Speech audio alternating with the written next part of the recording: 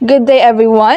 I am Alexis Jane Ola from BSED English 2, and at this point, we are about to know who are the different pioneers and people of skateboarding, and as we go along, we are going to know also about their significant contributions to the skateboarding industry. So starting with the father of street skateboarding, who is Rodney Mullen. So itong si Rodney Mullen was an American skateboarder who invented a lot of new tricks. So that is the reason why he is the so-called the father of street skateboarding. So he invented a lot of tricks that is remembered by so many skateboarders.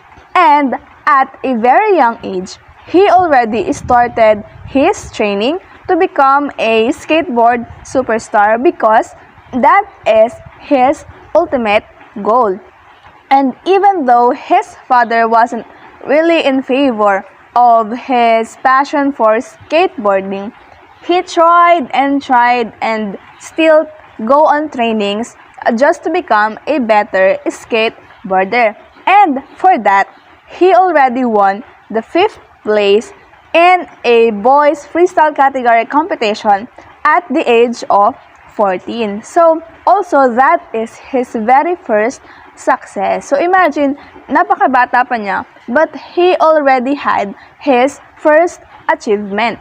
And after that, he met a certain Barry Zaritsky, and this man helped him train to become a professional skateboarder.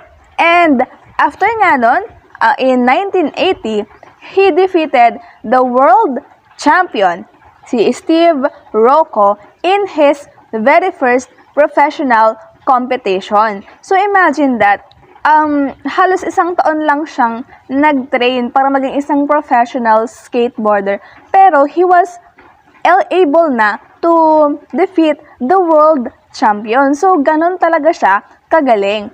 And on that very same year, in 1980, he turned as a professional skateboarder under the team Bones Brigade team.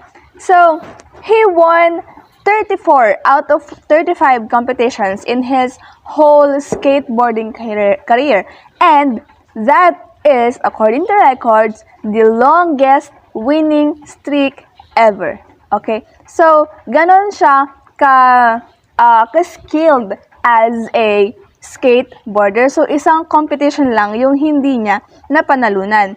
So, he also joined the world industry. So, itong world industry na ito, it is a company that manufactures skateboards, and together with Steve Rocco, his longtime rival, and Mike Valielli, another skateboarder, they joined the company altogether, and later on, it became one of the biggest skateboarding manufacturers.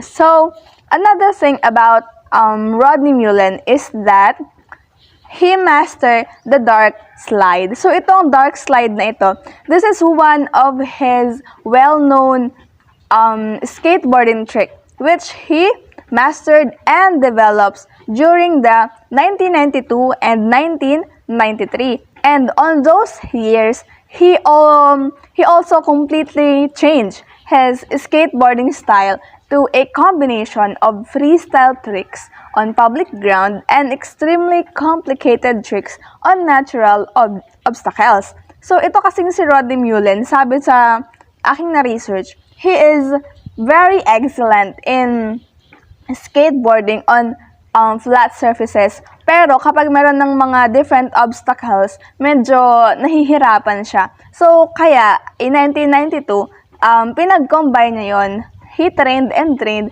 para mas maging better yung kanyang skateboarding skills. Okay, so throughout his skateboarding careers, he was awarded with these different awards. So the first one is the 2002 Trans World Reader's Choice Award for Skater of the Year. And aside from that award, he also won the 3rd place in the 2011 30 Most Influential Skateboarder of All Time. So, ayan. So, kasama siya doon sa mga pinakang influential na skateboarder sa buong mundo, together with the other famous and most skilled skateboarders. And on the year 2013, he acquired his place in the Skateboarding Hall of Fame. And also, according to Paul Rodriguez, he is the most influential skateboarder. And according to Transworld, he is the best skateboarder of all time. So, ayan. So, kaya siya tinawag na father of skateboarding aside from the fact that he invented a lot of new tricks ay ito din, hinirang din siya ng iba't ibang mga awarding bodies and known people as the best skateboarder of all time. Okay, so now, let's move on to the next pioneer. So, they are known as the Sphere Competition Team. Ayan, so hindi lang sila iisang tao, isang grupo ng mga skateboarders na tinatawag ding Z-Boys. So, ayan. So, the shorter term for the Sphere Competition Team is the C-Boys, rather. And they are a group of skateboarders from Dogtown in Santa Monica, Southern California. Okay, so alam nyo ba na itong mga Z-Boys, they are not really skateboarders, but rather, they are surfboard team players for a Sphere surfboard shop. They were formerly sponsored by Jeff Ho Surfboards and Zephyr Production Surf and Skate Shop and was consisted of 12 members. And later on, we are going to discuss a little bit about these members.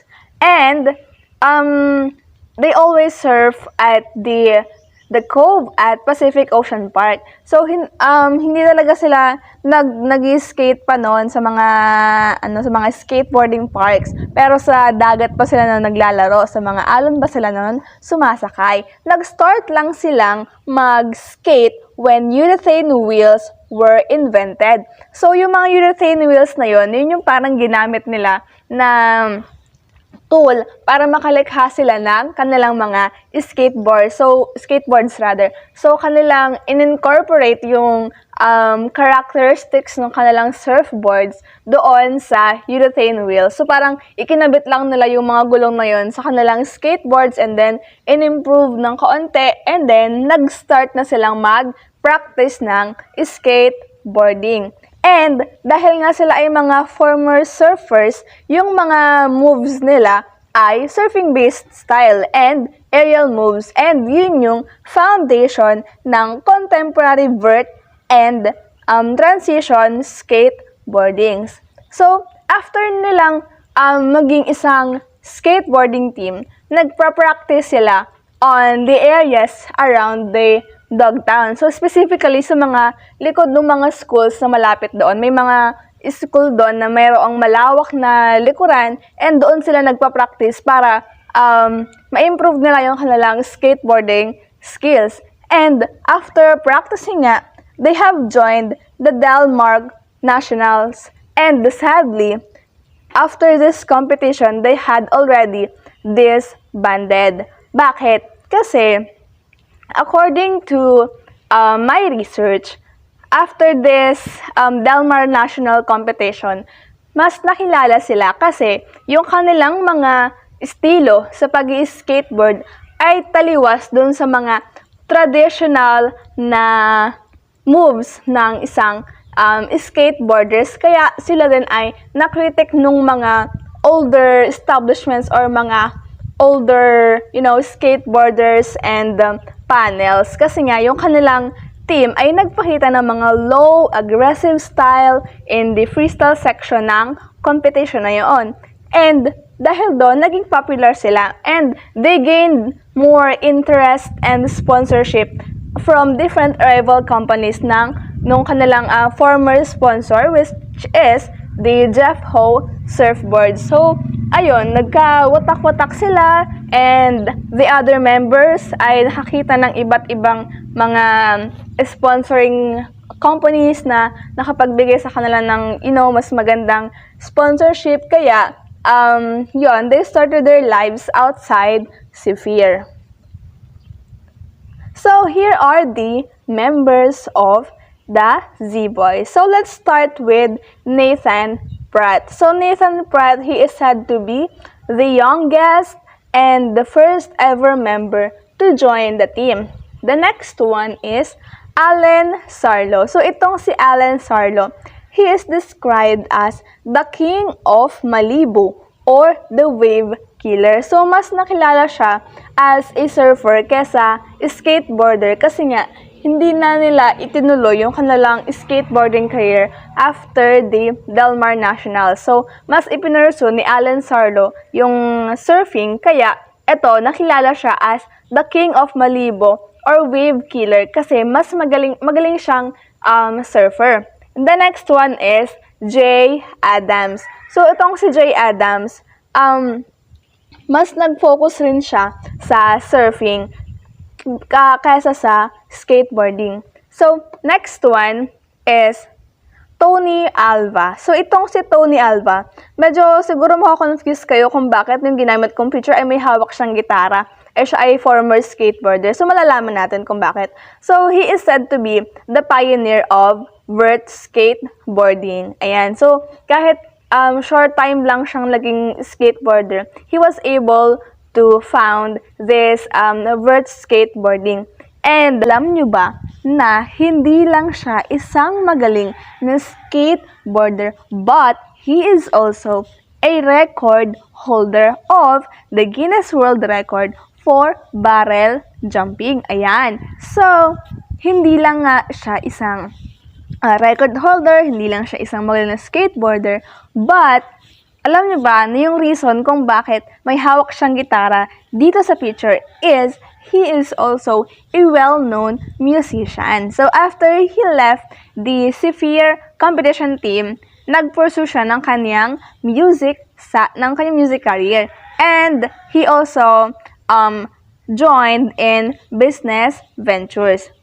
Okay, next one is Bob Biniak, or known as the Bullet. So, bakit the Bullet? Because he is said to have a good speed when it comes to skateboarding. So, doon siya dinidescribe ng kanyang mga former team members. Ayan. So, next one is the one and only girl in the Z-Boys. Ayan. So, sa yung sinasabi nating one of the boys. So, her name is Peggy Oki, a Japanese skateboarder and a former member of the Z-Boys. So, he is a 2012 skateboarding Hall of Famer. And he also won the first place in the women's freestyle at the 1975 Del Mar Nationals competition. So, yung first and last competition na sinalihan ng kanilang team. So, the next one is Stacey Peralta. Okay, so makikita nyo na meron siyang hawak na parang film tape dyan sa picture. And later on, malalaman natin kung bakit. Okay, so as a skateboarder, he is ranked as the highest professional skateboarder at a young age of 19. And he is also said to began competing together with his co-Z-Boys at the age of 15. Ayan. So, as a skateboarder, he is credited for inventing the front side lip to fakie trick. Ayan. And after their disbandment, nagpurso siya ng career sa film industry. And siya nga yung sinasabi na nag-produce and gumawa noong isang documentary film and movie na based sa life and career of the Z-Boys, which are the 2001 Dogtown and Z-Boys, the documentary, And the movie is the 2005 Lords of Dogtown. Okay, so the next one is Wenzel Rumil. So, he won the second place in the freestyle category at the 1975 Hang Ten World Pro-Am. So, ayan. So, after nung kanilang disbandment, nag-pursue siya ng skateboarding career and ayan nga, nag-second place siya in his freestyle in 1975 Hang Ten World Pro-Am freestyle category. So, the next one is Paul Constant 2. So, he is described as an all-around skater. So, kahit saan siya dalhin, ay kaya niya mag-excel. And sinasabi pa na siya ay magaling din sa mga winter sports like ice hockey, skiing, and speed skating.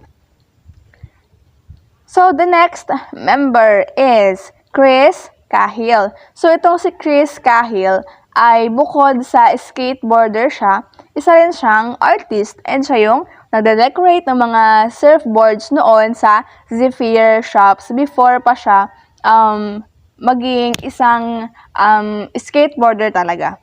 So, the next one is Jim Muir. So, si Jim Muir ay gumawa siya ng kanyang sariling skateboards na yun din yung ginagamit niya during his high school years. And naging kaklase pa niya yung kanyang former team members na sina Bob Biniak and Wenzel Rumil.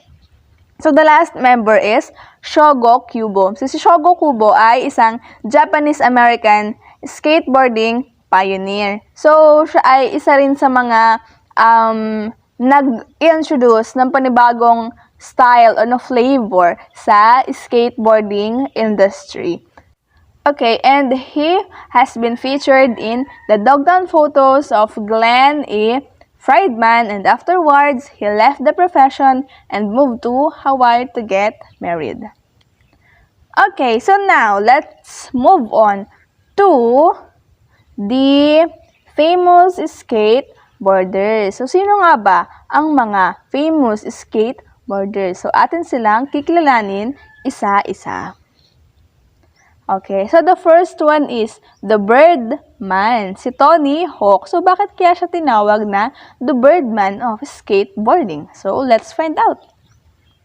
Okay, so, he is an American professional skateboarding and the owner of the skateboarder company, the Bird House. Ayan, so yun yung reason kung bakit siya tinawag na the Birdman. Okay, so as a skateboarder, he is the first one to land a 900 trick in the year 1999. So, yun ay nagawa niya after his 12th try. And ito pa, isa sa mga biggest achievement niya as a skateboarder. He is or was the first ever skateboarder to skate at the White House in 2009. So, he was invited and permitted by President Obama himself to do his skateboarding tricks on the White House. And aside from that, he was also inducted in the Skateboarding Hall of Fame on that same year. Okay, so he is the pioneer as well of the modern vertical skateboarding after he joined the vert skateboarding event and street skateboarding events. Okay, so he is also known for his video game series. So itong video game series na ito ay about skateboarding, of course, and yung mga players niya dito ay based sa mga real life players ng skateboarding. And ito na nga, after joining such different competitions, skateboarding competitions, ito yung kanyang mga napanalunang mga awards. Okay, from the Summer X Games, ayan, he is gold medalist in vert category. So, invert doubles, invert singles, vert best trick, and such in the year 1995 and from 1997 to 2003. Ayan. So, ganyan karami yung gold na naipon niya. So, meron din siyang mga silver medals in park category naman. in the year 1996, vert category, and vert best trick in 2001. And lastly, meron siyang bronze medals din in the vert category from the 1998 and 1999 competitions.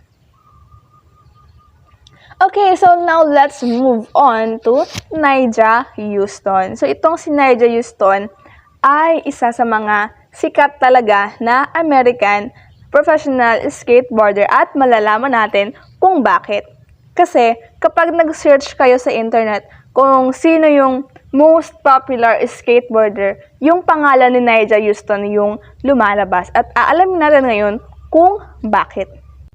Okay, so ayan. So he was 6 times world champion. O, diba? 6 times world champion. Ayaw papakabog ng kuya mo.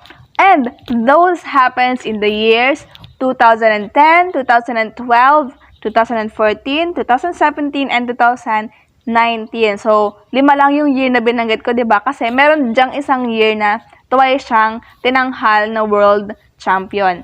And he is, of course, the highest paid skateboarder in the world. So, as of May 19, 2013, it is said that he had won more prize money than any skateboarder in the history. O, diba, ang bongga niya, hindi lang talaga siya isang professional and the most popular skateboarder, pero siya rin yung pinakang highest paid. And also, he is the youngest ever X-game competitor. O, diba? Napakarami din niyang records. So, siya yung pinakang batang X-game competitor. So, ito kasing X-game na ito, isa ito sa mga, kumbaga, biggest skateboarding events in the world. And siya yung pinakabata at the age of 11. So, gold medalist din siya doon na 13 times. O, diba? And, when he was 10 years old, o diba 10 years old, he already won in the Tampa Am competition in 2010. And that is why he is described as a child prodigy and irrefutable future of the sport. So, tingnan naman natin, diba? So, sabi nga, nagkatotoo yung kanyang mga hula sa kanya nung siya ay bata pa, na siya ay isang magiging irrefutable future of the sport. So, kasi ngayon nga, siya yung kinikilala na pinakang sikat at pinakang magaling na skateboarder in the history. And on the recent 2020 Olympic Finals, he had placed on the 7th place. Ayan, so let's talk about naman his rewards as a skateboarder. So, ayan. So, he had won the Kentucky Unbridled Spirit Award for Action Sports in 2006 and the Best Street in 2012. So, during the 2012 Transworld Skateboarding Magazine Awards din by Yahoo, siya yung nag-iisang skateboarder na nabigyan ng headline na Niger Houston cleans up at annual Trans World Skate Awards. So, kasi Hakot Awards naman talaga itong si Niger Houston. Nag-uwi siya ng 3 awards, which are the Best Video Part for Rise and Shine video na ginawa niya noong siya ay kasama pa sa isang skateboarding company, which is The Element, and the New Era Reader's Choice, and the Best Street.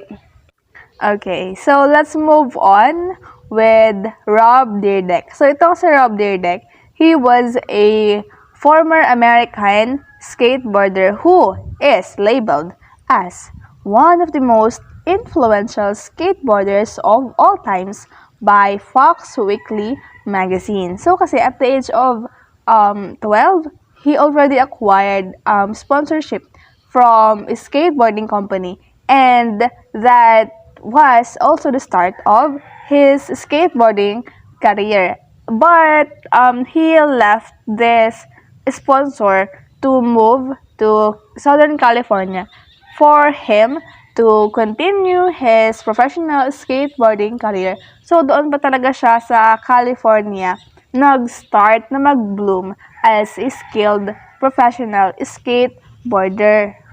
And he also founded the Street League Skateboarding or the SLS. So, alam nyo ba na itong SLS na ito ay isa sa mga kilalang skateboarding event competition.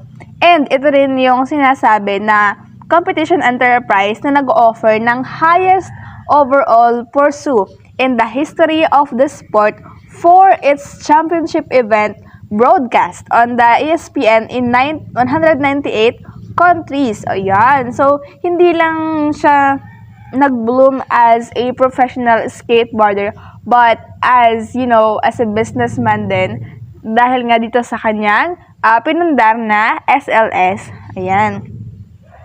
At alam nyo ba na siya rin ang isang Guinness World Record holder? Ayan. So, katulad nung nauna kanina ni Tony Alva, siya rin. Meron din siyang Guinness World Record. Pero, hindi lang isa. 21 separate Guinness World Records for skateboarding. So, ayan. Hindi lang isa, 21 pa. And alamin natin kung anong mga records yon.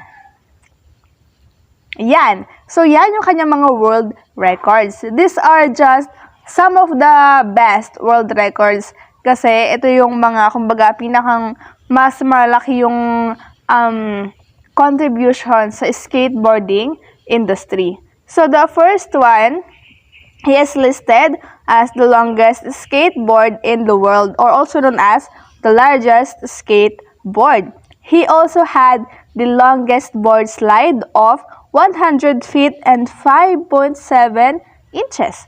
And also, he recorded the highest skateboard ramp jump in water in 10 feet and 8 inches. And the farthest reverse ramp jump by a car in 89 feet and 3.25 inches. So, ayan. Yun yung kanyang mga well-known Guinness World Records. Ayan, next one naman na isang Japanese skateboarder who is Yuto Horigome. He is known to be the all-terrain vehicle when it comes to skateboarding. So, bakit kaya?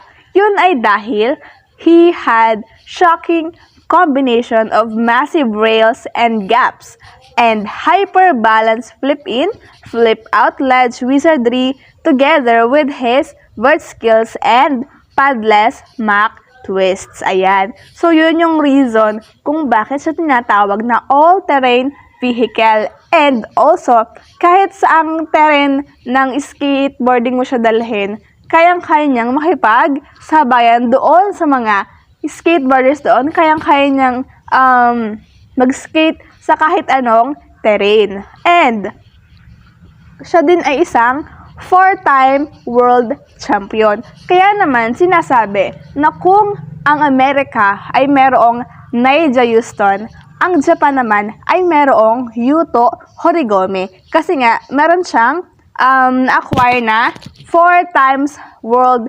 championship. So, siya rin ay nakapag-bag na ng maraming gold medals in some of the world's biggest skateboarding competitions, which includes X Games, Jew Tour, the Street League and Street League World Championship, and in the 2020 Summer Olympics, kung saan nga siya yung nakakuha ng first Olympic gold for street skateboarding. Kasi diga, noong 2020 Summer Olympics in Tokyo, saka palang nagkaroon ng Olympic debut yung street skateboarding, and siya pa yung nakakuha ng first ever gold. O, diba?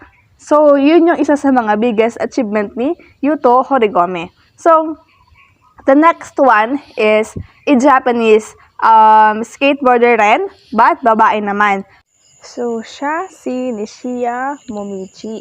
So, siya ay a 13-year-old Japanese skateboarder who was hailed as the first female Olympic skateboarding champion. Ayan. So, at a very young age, she already achieved one of the biggest gold medal in history, which is the Olympic medal. So kasi noong 2020 Summer Olympics in Tokyo, siya yung nakakuha ng gold medal sa street skateboarding. And kasi yung kanyang ginamit na skating style ay opposite kay Tony Hawk's na goofy move. Kasi ang ginagamit niya ay regular stance lang. And aside from being the first female Olympic gold medalist, siya rin yung second youngest Olympic champion. O, di ba? Siya yung, on the overall Olympic history, siya yung pangalawa sa pinakabatang nag-champion sa street skateboarding. And dahil doon, she is the official Japan's youngest champion. O, di ba? Nakaka-proud na at a very young age nakapagtala na siya ng ganong mga big records. And dahil doon, siya ay nasa rank 5 ng Olympic World Skateboarding Rankings. Also, she had competed in the 2019 Summer X Games and 2021 Street Skateboarding World Championship na nakakuha naman siya ng medal sa both events. Next one. Another Japanese player and babae din. So, siya naman si Sakura Yosuzumi.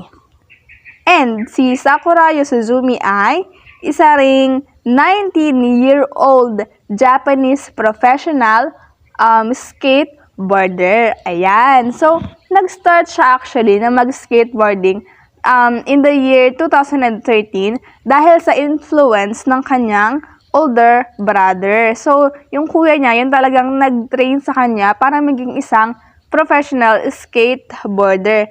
And as of now, she holds 3 gold medals, 1 silver medal, and 1 bronze medal. So, kasi marami na siyang nasalihang mga skateboarding events. And ayun nga, yung kanyang mga napanalunang mga medals. So, ito, yung kanyang mga contest records.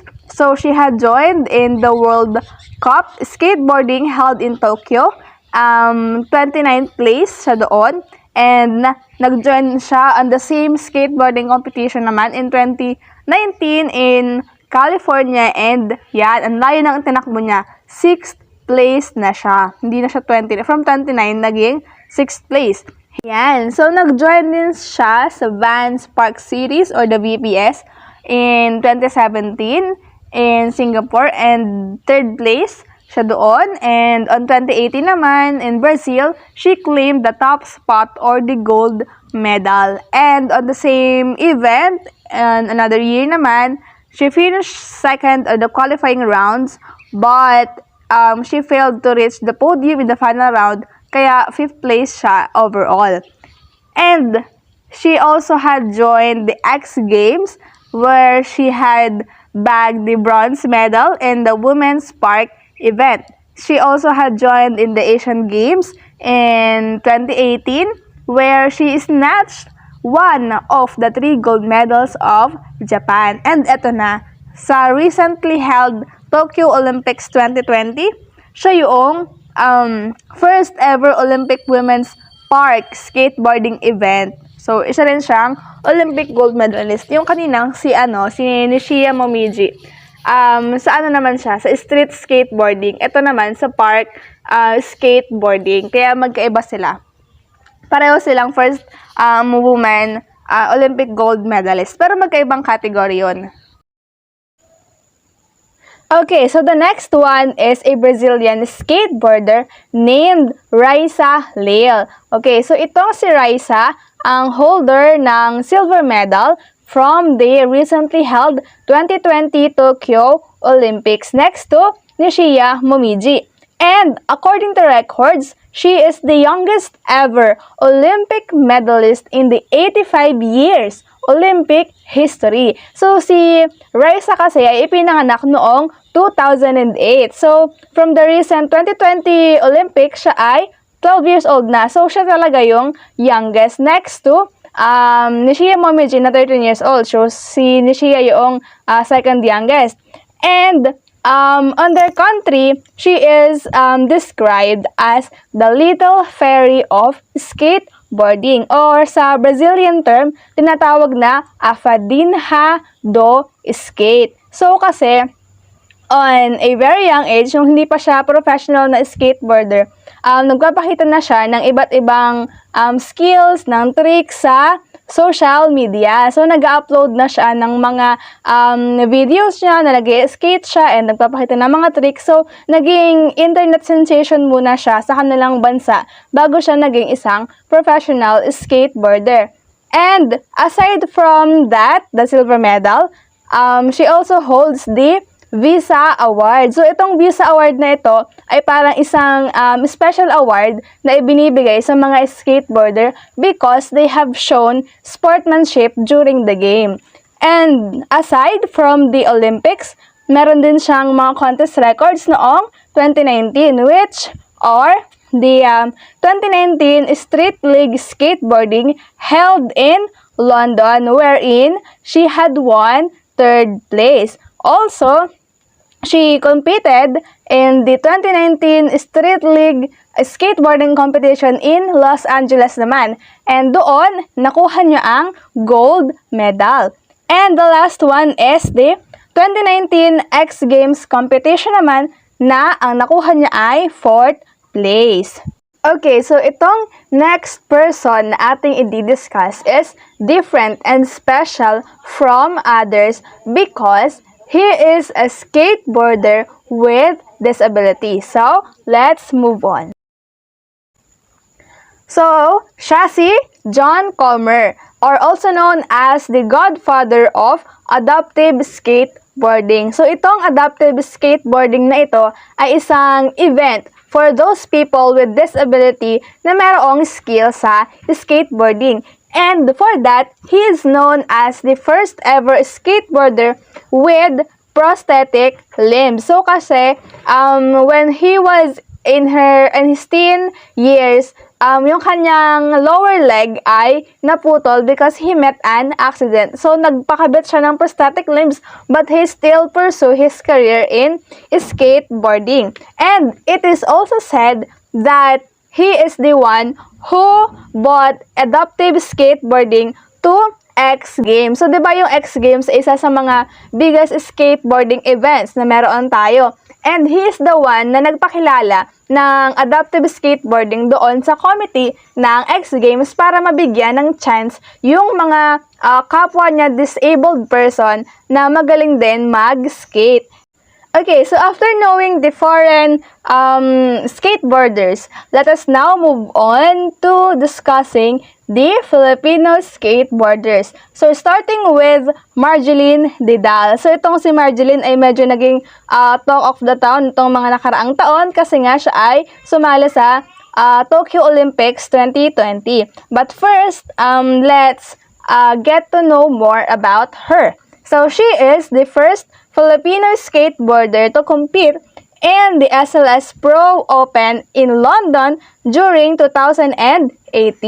And on that competition, she had won the 8th place. But before that, and before siya naging isang professional skateboarder, siya muna ay isang simpleng skateboarder sa kanilang hometown in Cebu. And ang kanyang mga kasamang mag-practice noon ay ang kanyang mga kaibigan. And kahit na marami siyang struggle na pinagdaanan and hindi rin suportado talaga yung parents niya from the start, pero nagpursue pa rin siya ng skateboarding career. And through the help of Daniel Bautista, nag-umpisa na ang kanyang formal training. Itong si Daniel Bautista ay pinahiram siya ng skateboard. And yun yung ginamit niya para mag-train into becoming a professional skateboarder. And si Bautista rin yung naging kanyang coach in the 2018 Asian Games. And also, Marjeline is the semi-finalist in SLS Championship in Brazil. Ayan, so hanggang semifinals naman siya sa isang competition in Brazil. And alam nyo ba, when it comes to the X Games competitions, she is the first competitor of any gender to represent Philippines in the game. Kasi diba si Marjeline ay member siya ng LGBTQ. So ayan, so she is the first ever LGBTQ plus member to join the X Games. And she had also joined the X Game in 2018. So, itong si Marjeline ay nag-join din sa 2018 Asian Games. So, doon, nanalo siya ng isang gold medals, and that is the 4th gold medal of the Philippines. Also, during that competition or during that game, she is labeled as the Philippine flag bearer during the game's closing ceremony. And also, she had competed in national championships in 2018 in the Philippines, of course, at Santa Rosa, Laguna, where she is the gold medalist as well. And in the 2019 Southeast Asian Games, hindi lang isang gold medal ang naiuwi ni Didal, kundi 2 gold medal para sa Pilipinas.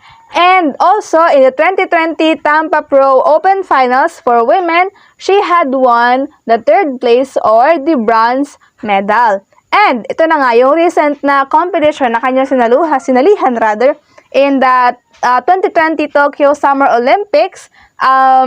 Nakarating siya ng finals at 7th place. So, meron pa siyang iba't ibang recognitions from different magazines such as the Time magazine, where she is listed as one of the most influential teens of 2018, and she is the Asia Skater Awardee of the Year during the 2020.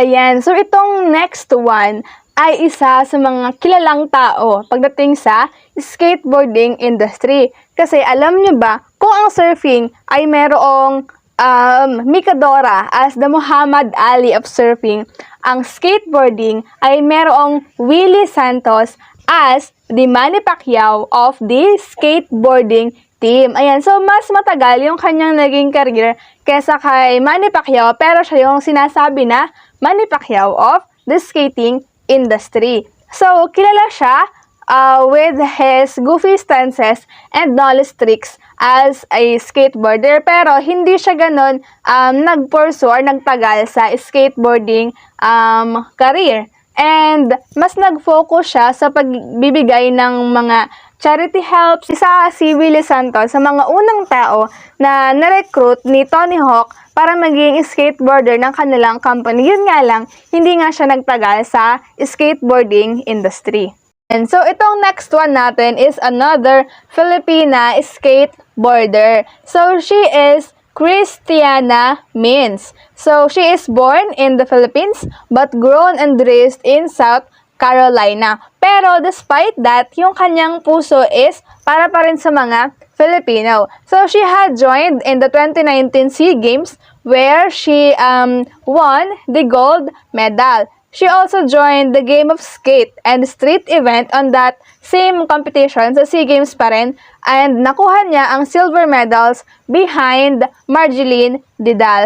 And so now we are down to the last skateboarder for today. So he is Kiko Francisco. So he is a Filipino skateboarder who already competed in various skateboarding events. And at the 2019 World Beach Game held in Doha, Qatar in park event, so siya ay 6th place doon. And during the 2019 Southeast Asian Games, nakakuha naman siya ng gold medal for men's park event. And that made him to be qualified in the 2020 Tokyo Summer Olympics. And as of now, he holds the 23rd place in the men's park event ranking by the Olympics. We are now done discussing the people and pioneers of the skateboarding industry. And I hope that you have learned something from this discussion. So, that's it, and thank you.